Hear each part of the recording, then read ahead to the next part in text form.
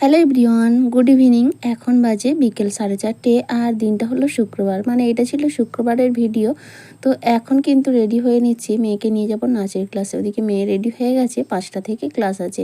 তো বিকেলে সমস্ত কাজকর্ম কমপ্লিট করে নিলাম, তারপরে নিজে এখন একটু রেডি হয়ে নিচ্ছি। যেহেতু ঠান্ডা পড়ে গেছে তাই এখন ঠান্ডার জন্য হালকা আসার সময় একটু সন্ধ্যা হয়ে যাবে, 7টা বেজে যাবে, তখন হালকা ঠান্ডা থাকবে, তাই ওই মেয়ের সোয়েটার নিয়ে নিয়েছি আর আমার একটা টুপি নিয়ে নিয়েছি।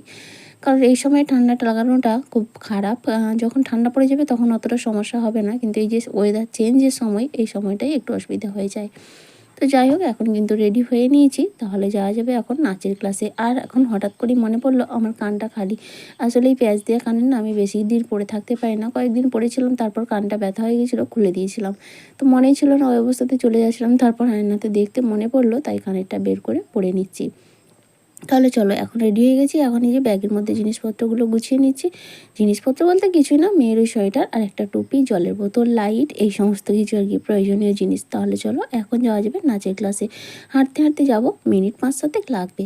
তো যাই হোক, এখন বেরিয়ে পড়েছি। আর এই যে রাস্তা, গ্রামের পরিবেশটা কত সুন্দর লাগে ঠিকই, কিন্তু সন্ধ্যার সময় যখন আসি তখন কিন্তু ভালো লাগে না।